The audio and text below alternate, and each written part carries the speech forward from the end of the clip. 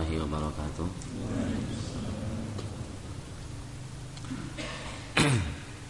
Alhamdulillah wassalatu wassalamu ala Rasulillah wa ala alihi wa ashabihi wa man tabi'ahu ila yaumil qiyamah. Hadirin jamaah rahimakumullah. Pada pagi hari ini kita akan melanjutkan materi kuliah subuh. Pada pagi kemarin sudah dijelaskan bahwa la ilaha illallah ketika diikrarkan oleh seseorang menuntut untuk berlepas diri dari 4 hal. Yang pertama, berlepas diri daripada alihah, dan ini sudah saya jelaskan. Kemudian berlepas diri daripada arbab, ini juga sudah dijelaskan. Kemudian yang ketiga adalah berlepas diri daripada taghut. Allah Subhanahu wa taala mengatakan dalam surat An-Nahl 36, "Wa laqad ba'atsna fi kulli ummatin rasulan an i'budullaha wajtanibut taghut." Sesungguhnya kami telah mengutus pada setiap umat itu seorang rasul. Semua rasul menyerukan pertama kali kepada umatnya, ibadahlah kalian kepada Allah dan jauhi taghut. Allah Subhanahu wa taala juga mengatakan dalam surat Al-Baqarah ayat 256, "Faman yakfur bit-taghut wa yu'min billah faqad istamsaka bil urwatil wusqa lam fisama laha." Barang siapa yang kafir kepada taghut dan beriman kepada Allah, maka sesungguhnya dia telah memegang al-urwah al-wusqa, ikatan tali yang sangat kokoh, lam fisama laha, yang tidak mungkin putus. Allah Subhanahu wa taala juga mengatakan dalam surat Az-Zumar, "Walladzina jtanabut taghuta ay ya'buduha wa anabu ilallahi lahumul busyra fabashshir ibad." Dan orang-orang yang menjauhi taghut, yaitu menjauhi dari mengibadatinya, dan mereka kembali kepada Allah, lahumul busyra, maka bagi mereka al-busyra, kabar gembira. Taghut diambil dari kata tagha atau tughyan, yang artinya adalah melampaui batas.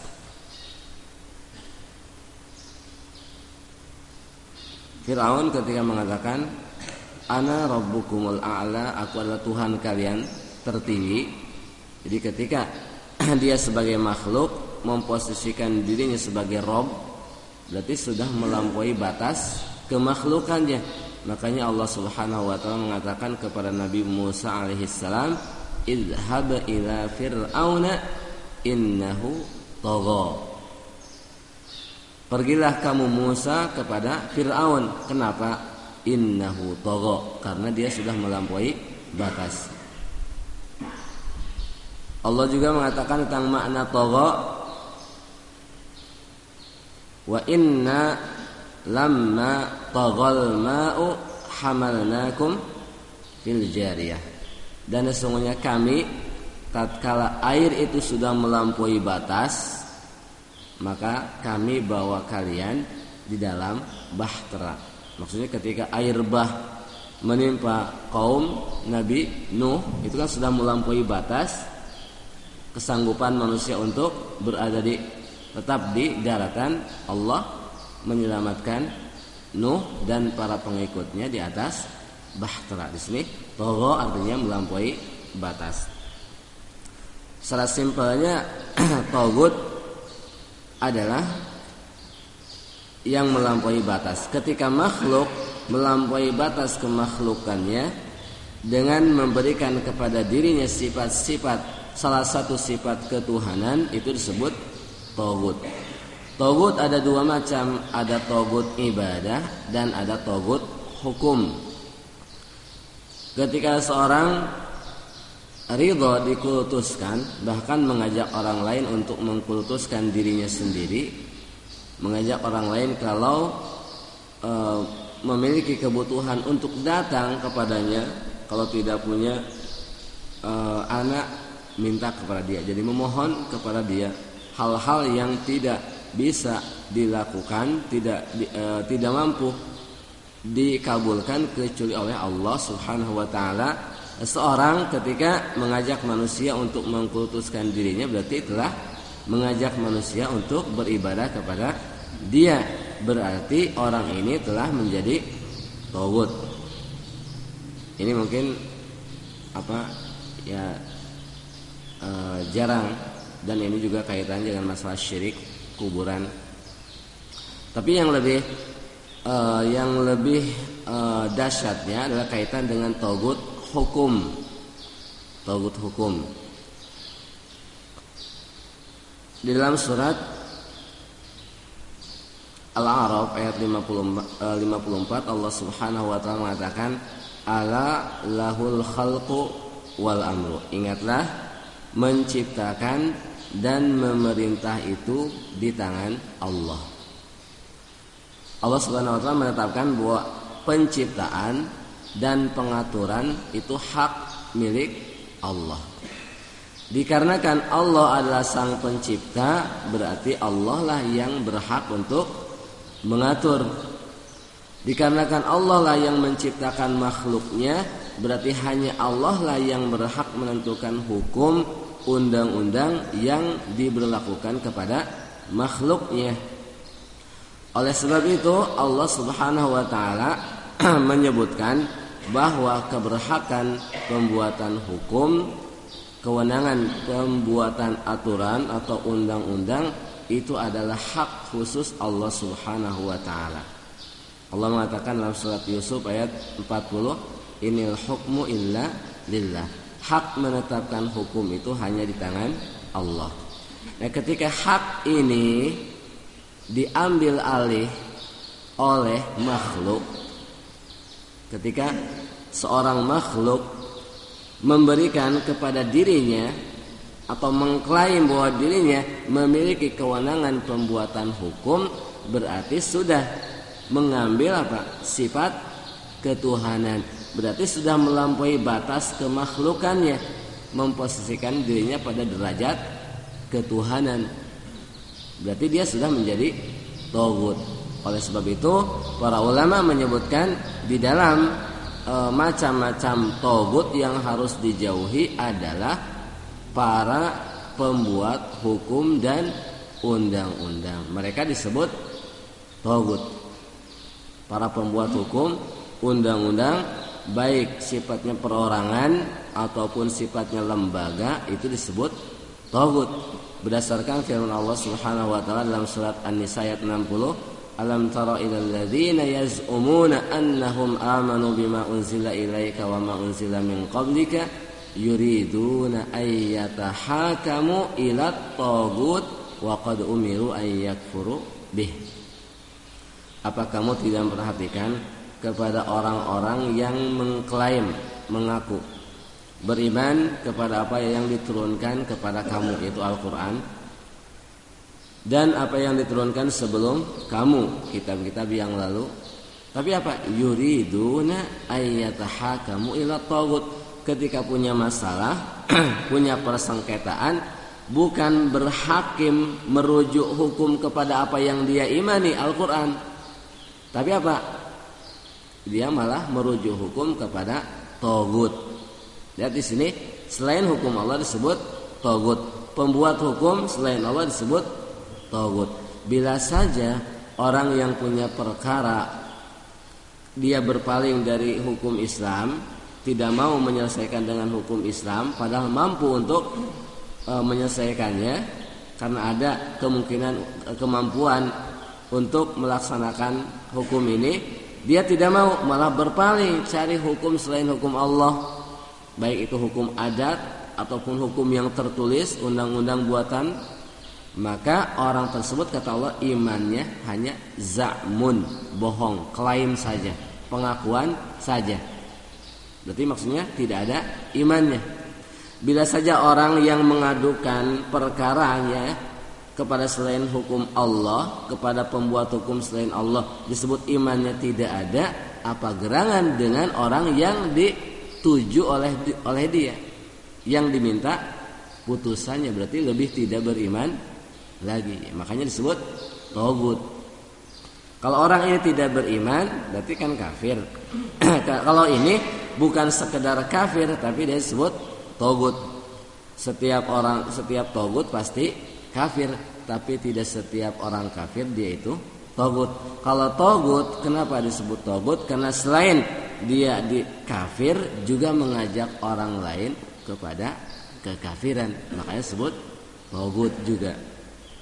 Jadi para pembuat hukum selain Allah Subhanahu wa taala itu disebut tagut, yang menetapkan boleh, halal, haram yang diberlakukan kepada manusia, yang menetapkan sanksi ini dan itu yang diberlakukan kepada umat manusia, yang dijadikan putusan rujukan, itu adalah tagut. Makanya Ibnu Taimiyah rahimahullah mengatakan wal insanu mata halala al harama al mujma' alaihi au harrama al halala al mujma' alaihi au baddala syar'a al mujma' alaihi kana kafiran murtaddan bittifaqil fuqaha.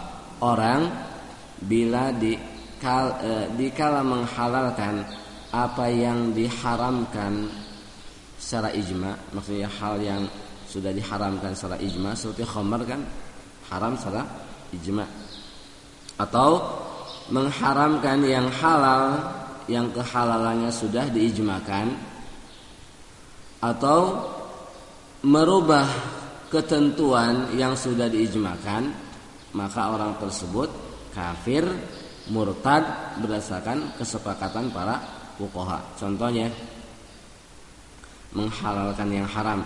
Sekarang penghalalan itu tidak mesti mengatakan ini halal, tidak. Tapi orang yang umumnya orang yang memiliki kekuasaan kemudian memberikan izin beroperasinya tempat-tempat yang haram, itu namanya menghalalkan, melegalkan. Seperti memberikan izin tempat minum-minum khamar, memberikan legalitas perizinan bagi bar-bar untuk menjual khamar. Berarti apa? Melegalkan, menghalalkan yang haram.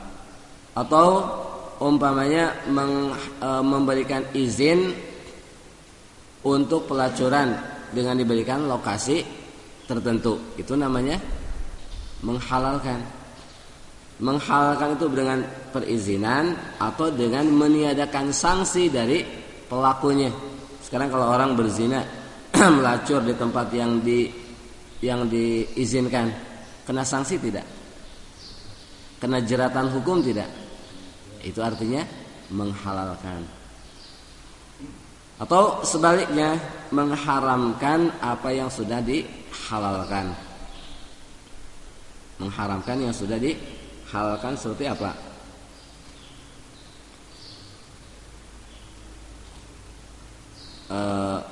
Ya mungkin kalau di sini seperti dalam di hukum yang ada, sebagian hukum yang ada, kalau poligami kan halal. Tapi kalau orang di dinas tertentu kalau melakukan poligami apa? Dia apa? Kalau tentara didesersi. Kalau tidak mencerai istri yang keduanya, ya dia dimasukkan ke dalam penjara 6 bulan. Langsung dipecat kalau tidak mau mencerai istri. Berarti kan apa? Mengharamkan yang halal. Bahkan bukan sekedar apa? Tadi nyuruh mencerai, tapi memberikan sanksi hukuman. Ada pasalnya. Atau merubah ketentuan sanksi-sanksi yang sudah diijmakan. Kalau di Islam, kalau mencuri hukumannya apa? Kalau memenuhi syarat dipotong tangan. Kalau dirubah hukum ini dengan apa? Penjara. Segala macam bentuk pencurian di penjara. Itu merubah kan? Kalau di Islam, kalau membunuh orang muslim sengaja, kalau tidak dimaafkan dan terbukti dikisos. Kalau dalam hukum yang ada, membunuh orang muslim sengaja terbukti penjara. Kalau direncanakan, hukumannya di atas 20 tahun. Kalau membunuh orang di Islam, membunuh orang kafir harbi, membunuh orang kafir murtad, sanksinya apa? Kalau membunuh orang kafir harbi, orang kafir murtad, itu dapat pahala. Nah, kalau dalam hukum yang ada sama, kena penjara juga. Berarti apa? Merubah ketentuan Allah. Kalau berzina, kalau muhsan memenuhi syarat dirajam. Kalau tidak muhsan didera 100 kali deraan, diasingkan setahun. Kalau dalam hukum yang ada, hukum buatan di sini, kalau zinanya ridho sama ridho, kena sanksi hukum tidak? Tidak. Berarti halal. Tapi kalau tidak ridho, di penjara minimal 6 tahun. Itu minimal. Biasanya 9 tahun ke 8, 9 ke atas. Itu kan merubah ketentuan Allah. Nah, orang semacam ini apa? Kana kafiran murtaddan bittifaqil fuqaha. Kafir murtad berdasarkan kesepakatan para fuqaha. Nah, orang yang merubah ini disebut apa? Taghut. Makanya Syekh Muhammad Ibn Abdul Wahhab rahimahullah menyebutkan dalam Ru'usul Tawaghit, tokoh-tokoh para taghut yang nomor kedua adalah Al-Hakim, Al-Jair, Al-Mughayyir li ahkamillah. Para penguasa durjana yang merubah ketentuan hukum Allah. Itu taghut. Nah, orang tidak sah imannya kecuali dengan kafir kepada taghut. Nah, sekarang bagaimana kalau taghut itu sendiri? Bagaimana dia bisa sah imannya? Berarti harus melepaskan atribut ketaghutannya. Jadi kalau orang berada di lembaga pembuat hukum, kerjanya membuat hukum dan undang-undang, berarti kan taghut. Supaya menjadi orang muslim harus keluar daripada lembaga ketaghutannya, keluar dari kerjaannya sebagai pembuat hukum dan undang-undang. Sedangkan pada zaman sekarang justru orang berbondong-bondong untuk menjadi taghut. Makanya tidak aneh kalau Rasulullah SAW mengatakan dalam hadis sahih riwayat Imam Al-Barqani, la taqumus sa'ah hatta yalhaqa hayyun min ummati bil musyrikin. Hari kiamat tidak akan tiba sampai jumlah besar dari umatku bergabung dengan orang-orang musyrik. Bergabung, berbondong-bondong dalam kemusyrikan. Di dalam tafsir firman Allah Subhanahu wa taala, wa ra'aitan nasa yadkhuluna fi dinillahi afwaja, dan kamu melihat orang-orang masuk ke dalam agama Allah berbondong-bondong. Di dalam tafsir, dalam sebuah asar dikatakan nanti manusia akan keluar dari Islam berbondong-bondong sebagaimana dahulu masuk ke dalam Islam berbondong-bondong. Dan itu adalah realita. Makanya Al-Imam Abul Wafa Ibnu Uqail rahimahullah mengatakan, "Idza aradta an ta'rifa mahallal Islam min ahli hadzal zaman fala tanzur ila izdihamihim fi abwabil masajid wala ila dajijihim bi labbaika walakin undur ila muwata'atihim li a'da'is syariah." Jika kamu ingin melihat posisi Islam yang sebenarnya di tengah orang-orang yang mengaku Islam pada zaman ini, jangan kamu melihat banyaknya orang berjubel di pintu masjid. Jangan kamu melihat banyaknya orang mengatakan labbaik Allahumma labbaik maksudnya banyaknya jamaah haji, belum tentu mereka itu orang Islam. Tapi apa?